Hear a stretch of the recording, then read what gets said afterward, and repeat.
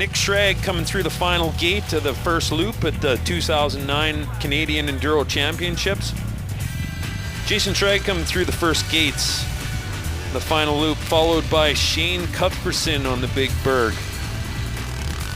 This is the end of the first enduro test, and it's about a 15-minute test, Marty. The riders are having a bit of problems out there on the enduro test. They weren't expecting the 15-minute ride that they're coming through there. Well, a lot of times you don't know exactly how long the test is, but you know that you got to be pushing it all the time. This is where cardio plays a big role. You have to be ready for anything. And as you can see, some of the sections have this tall grass, and if you're one of the first guys through there, that tall grass hides rocks and logs, and man, in a heartbeat you're down laying on your head, and that just eats up time in such a crucial point of this first round. Watching a few more riders come through on the first enduro test here. Boy, Marty, they're looking like they're coming through there pretty quick.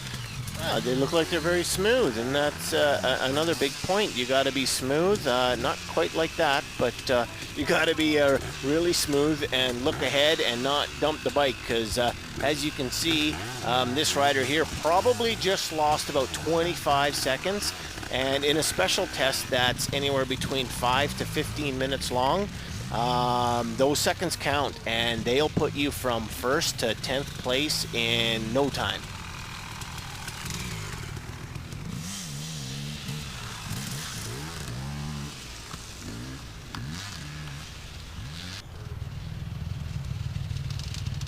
First rider coming through on the extreme test, the end of the second loop. This is Jack Sawatsky on the 250F. Followed by, here's Dan Watt on the Husqvarna 125. Oh, stopping for that log in there. Dan gets a little twisted up and over he goes, Marty. Dan, come on, you know better than that, but that's okay. Yeah, I just washed out the rear wheel a little bit, but he's no stranger to danger. He'll definitely wheelie over it like a pro. See, kids, there you go. You know, if you don't make it the first time, you'll never see Dan quit, so just keep on going at it. A couple more riders coming down the slope here, eyeing up the section. Patrick Boulay coming through there. Yeah, good old Patrick. Again, veteran at the sport, loving the logs. I'm not sure how much this back home he rides, but this is what us Albertans ride all the time and love. Nick Schrag coming through on the YZ 450 there. He jumped those logs like they're nothing, Marty. Nick's no stranger to this at all. He probably jumps about 100 logs a day. You can definitely tell who the Albertans are here, because they definitely, all our trails are all full of logs and stuff. Patrick Boulay followed by Nick Schrag coming through here on the extreme test. As you can see, the extreme test is a little bit more tighter woods and definitely a little bit more technical, Marty. Yeah, definitely is.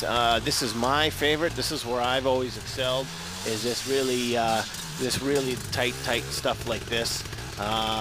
Really important to look ahead, focus, and judge the trees as best as you can. You just saw Shane clean that little bit of a hill climb ledge, feet on the peg, standing, perfect form.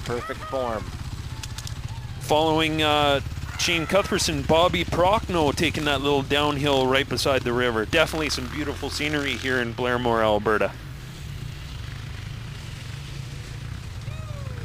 More riders doing the same sections, and you can definitely tell the little bit more aggressive riders from the other, but hey, all this terrain is definitely tough, and it's all a big learning curve. You know, you come up to the edge of a slope, you gotta definitely look ahead, watch carefully, and you don't want to go down. It's better to go a little bit slower than dump your bike, because dumping your bike eats energy and definitely slows you up in the time.